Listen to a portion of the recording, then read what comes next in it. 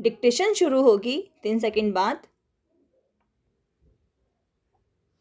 उपाध्यक्ष महोदय, मैं मानती हूँ कि बहुत से जो हमारे भाई हैं उनकी ओर से शिकायतें आई हैं और यहाँ बातचीत चलती रहती है कि हम अपने इलाके में सफाई बंद कर देंगे, परंतु यह विषय स्वायत्त शासन संस्था के सहयोग से नहीं हो पा रहा है जैसी कि हमें आशा है, और मैं समझती हूँ कि राजनीतिक दल स्वास्थ्य के विषय में ध्यान रखते हैं क्योंकि यह मानवता के लिए बहुत आवश्यक है और इसमें राजनीति का कोई रंग नहीं आना चाहिए, ऐसी मेरी आशा है।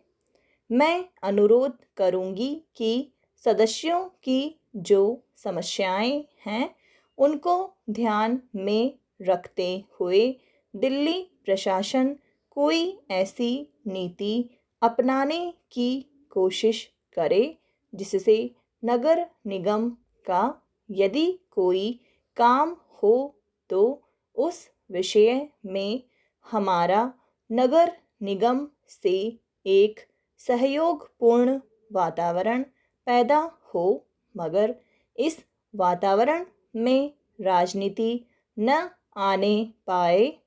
हमारे सामने एक उद्देश्य हो कि हमें जनता का काम करना है क्योंकि जनता के लिए हम चुनकर आए हैं। इसमें पार्टी का कोई प्रश्न नहीं है।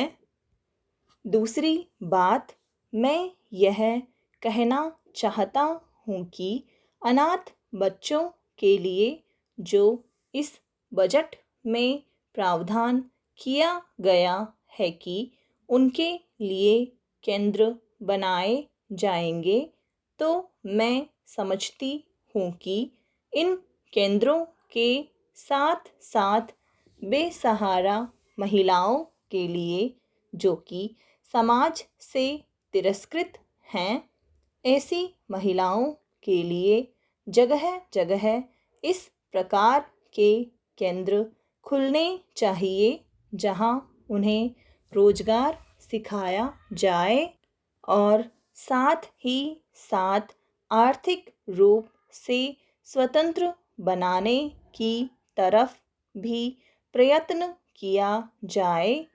इस विषय में मेरा एक सुझाव है कि जो बच्चे अनाथ हैं, जो बेसहारा महिलाएं हैं, उनकी तरफ हमारी पूरी कोशिश होनी चाहिए कि जो अनाथ बच्चे हैं, जो समाज से तिरस्कृत हैं, जिनको अवहेलना की दृष्टि से देखा जाता है, उनके लिए केंद्र बनाए जाएं और उन केंद्रों में वह अधिकारी रखे जाएं जिनके संरक्षण में वह कार्य सीखें, पढ़ें, लिखें।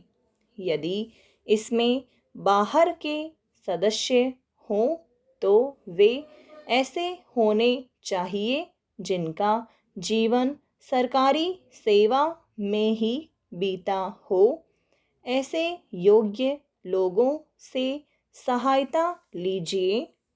यदि इसमें असामाजिक तत्व घुस गए तो फिर हमारा पैसा ऐसे ही खर्च हो जाएगा और जो नीति हमने बनाई है वह असफल हो जाएगी, जिसका परिणाम यह होगा कि हम उस नीति को कार्य रूप में परिणत नहीं कर सकेंगे। इस बात पर कोई मतभेद नहीं है। उपाध्यक्ष महोदय, रूस में भारत के जो मानचित्र प्रकाशित हुए हैं उनमें भारत के कुछ हिस्से को सही तरीके से नहीं दिखाया गया है। इसको सरकार भी मानती है और इस विषय पर कोई मतभेद नहीं है। प्रश्न यह है कि अगर किसी देश ने हमारे देश का गलत मानचित्र प्रकाशित किया है तो एक सरकार के रूप में भारत सरकार का जो कर्तव्य है उसने उसको निभाया है या नहीं, और अगर निभाया है तो किस प्रकार से निभाया है।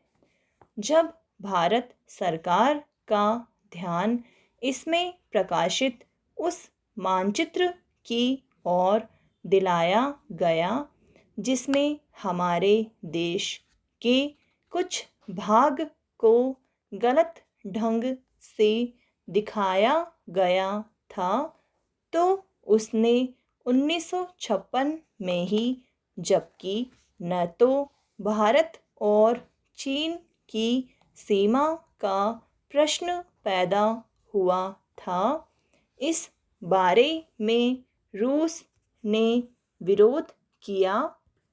इसके बाद भारत सरकार ने लगातार 4 बार रूस सरकार से लिखित रूप से विरोध किया कि हमारे मानचित्र को ठीक से नहीं दिखाया गया है।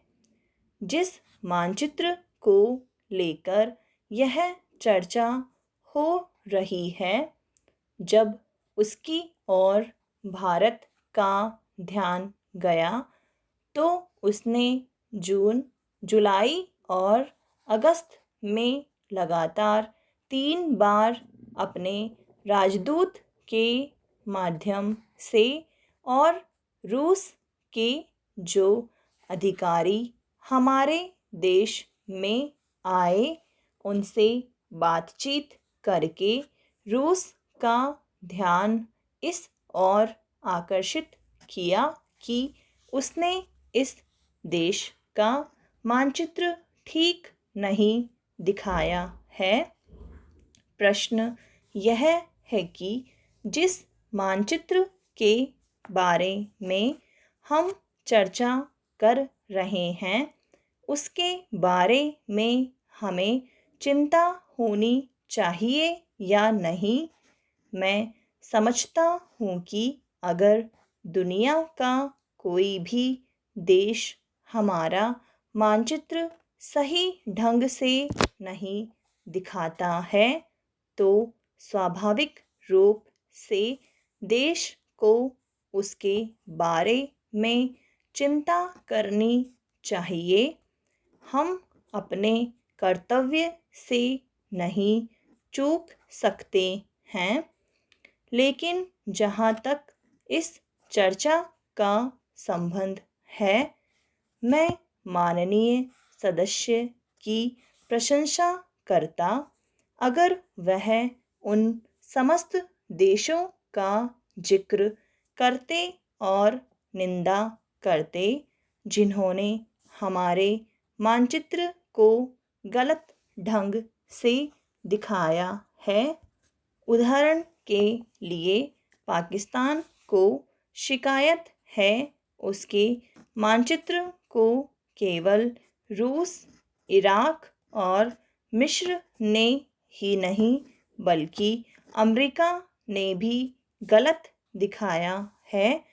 जिस कश्मीर को हम भारत माता का ताज और मुकुट कहते आए हैं, जिसे हम कहते हैं कि वह इस धरती पर हमारा स्वर्ग है, उस इलाके को बिल्कुल उनकी दया और कृपा पर छोड़ दिया गया है। यह बात उत्साहवर्धक नहीं है। समाप्त।